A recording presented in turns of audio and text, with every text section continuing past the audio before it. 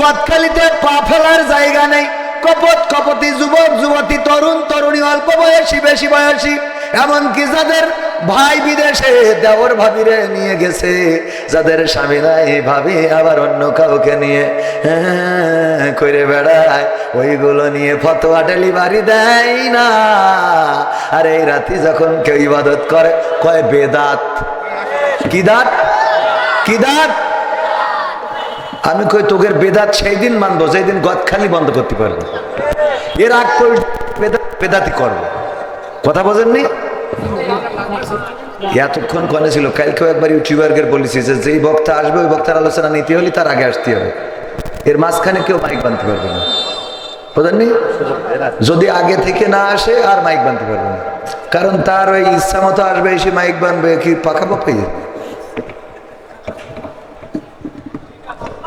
আলোচনার মধ্যে ব্যাঘাত ঘটে। এতে আলোচনার ধারাবাহিকতা নষ্ট হয়ে যায়, কথা বলার লাইন পাই না, এমনি ভালো পারি না। আর কোন মাইক্রোফোন আনলেই খবরদার, সে যে আপনজন হোক, দুলাভাই হোক আর শালা হোক, মনে থাকবে। এগুলো আলোচনার মধ্যে ব্যাঘাত ঘটায়। সেদিন মোনাজাত করতেছি, ইউটিউবাররা মাইক্রোফোনে তার টানে, এই টানে, তাই টানে, এই করে। বললাম মোনাজাতের মধ্যে কেউ যদি সামনে খেটা খেটা করে না, ক্যামেরা ফেলে দেবো। ঠিক আছে না বাজান? ইউটিউবারদের ভালোবাসি, তার অর্থ এই না যে আপনারা একেবারে মনে করেন যাই সাথে। আবার বেশি ইউটিউবার নামাজই পড়ে না। নাম দিয়েছে ইসলামিক রাস্তা, জান্নাতের আলো, জাহান্নামের অন্ধকার। হ্যাঁ, নামাজের খবর নেই, আছে না নাই? আমার যুবকেরা, এ সোনার ছেলেরা, এরা কি ছাত্রলীগ না যুবলীগ আমি বুঝতেছি না। তোরা যদি আল্লাহর ওলি হইস তাই বসা যাবে না? শোনা আমার শোনা, এনে বসলি কোনো অসুবিধা আছে? এনে বসলি পুলিশই ধরে নিয়ে যাবে?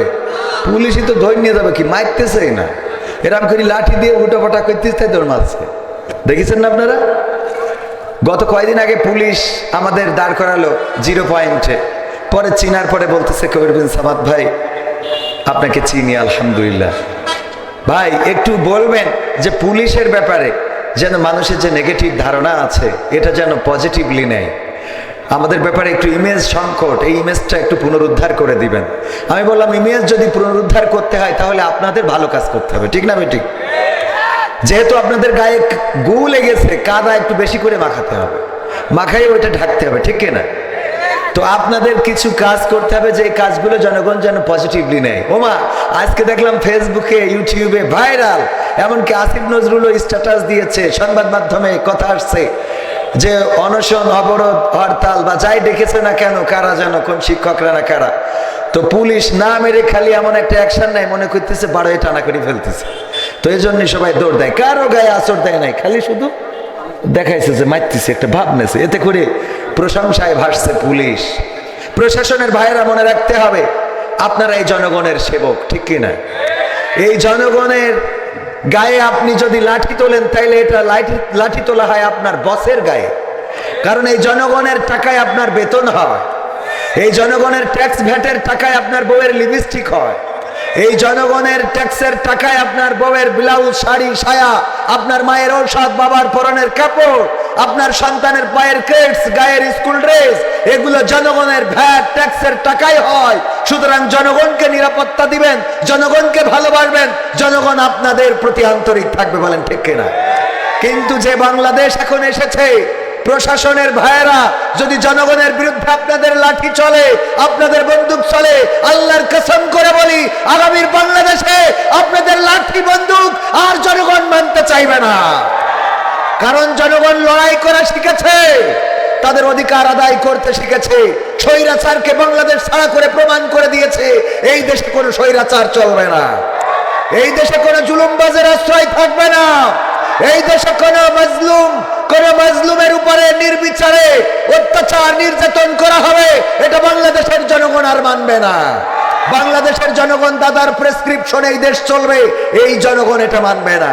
দাদার দেশের প্রেসক্রিপশন দিয়ে বাংলাদেশে কোনো চিকিৎসা হবে না, আবার ওই ডাক্তারি চিকিৎসা না, মানে দেশের আইন কানুন, বুঝেছেন কিনা? অনেকে আবার বলে বলবে যে তাইলে মেডিকেল ভিসা নিয়ে যায়, ওটা তো যাবে, ওটা সমস্যা নেই। তারপরেও যদি তারা আমাদের ভিসা না দেয়, আমাদের ভারতে যে চিকিৎসা নিতে হবে এমন কোনো কথা না। মনের বিশ্বাসে যায়, বিশ্বাসে মিলাই বস্তু তর্কে বহুদূর।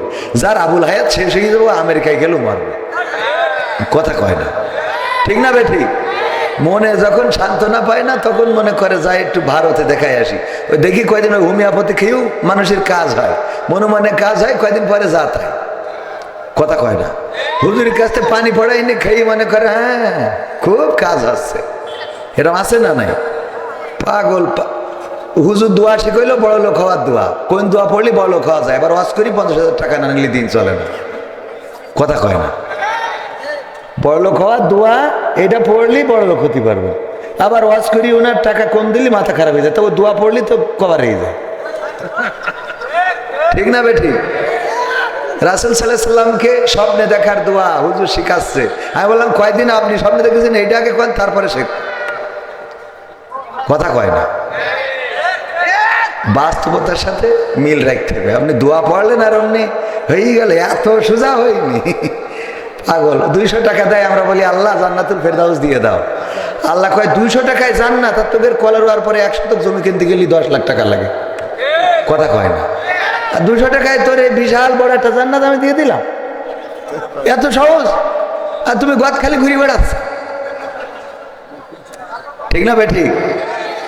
বাস্তব কথাগুলো আমার কাছ থেকে শুনতে হবে, কারণ আমি তো বড় হুজুর না, বড় হুজুর হইলে অনেক ঝামেলা। ডাক্তার যদি বড় হয় তাহলে অপারেশন করতে গেলে ঝামেলা আছে। একজন ওই অপারেশন করে, গ্রাম্য ডাক্তার ফুড়ামুড়া যায় কাটে সেরি যায়, যায় কাটে সেরি যায়। তো একজন MBBS পড়িয়ে এসেছে, এসে দেখলো সব তো ওর কাছে যায়, অপারেশন করে সেরি যায়। ওর এখন কি করে রুগী কমানো যায়, সবাই তার কাছে যায়। ওর কাছে বই একখান ধরাই দিলেই না, ওই বই পড়ো, ডাক্তারি কিভাবে কি করতে হয়। ও বই পড়ি দেখে ওরে আল্লাহ, যে জায়গায় আমি কাটি ওর পাশে একটা শিরা রয়েছে, ওইটা কেটে গেলেই তো মরে যাবে। এই বই যখন পড়লো, এইবার ফুড়া কাটতেছি, এবার হাত কাটা শুরু হয়ে, মানে হাত কাঁপা শুরু হয়ে যায়, যে এই না জানি ছুরি কোন দিক থেকে কোন দিকে চলে যায়, তাহলে তো বেকায়দা হয়ে যাবে। তার মানে বই যখন বেশি পড়ি ফেলাইছে তখন ওর বেকায়দা হয়ে গেছে। ও যতদিন পড়িল না ততদিন ভালো ছিল, বোঝেননি? দেখবেন যে নামাজি 5 ওয়াক্ত নামাজ পড়ে, ওর যে কেউ কাঠি করিয়েছে নাবির নিচে, কেউ কাঠি করিয়েছে বুকের পরে, কেউ কাঠি করিয়েছে কপালে, কেউ করিস পিছনে বাঁধতে হবে, ও মোট নামাজ ছেড়ে দেয়, যা তুরা বাঁধ। আছে না নাই? কারণ যা পড়ছিল এর মানে শিকতি যে উল্টা পাল্টা করে দেয়, অত দরকার নেই তো। যে যেভাবে জানে আলহামদুলিল্লাহ সিজদা করছে, এটাই তো ভালো। যে করছে না তার যে একটু কাঠি করি মধ্যে ঢুকাও দিন,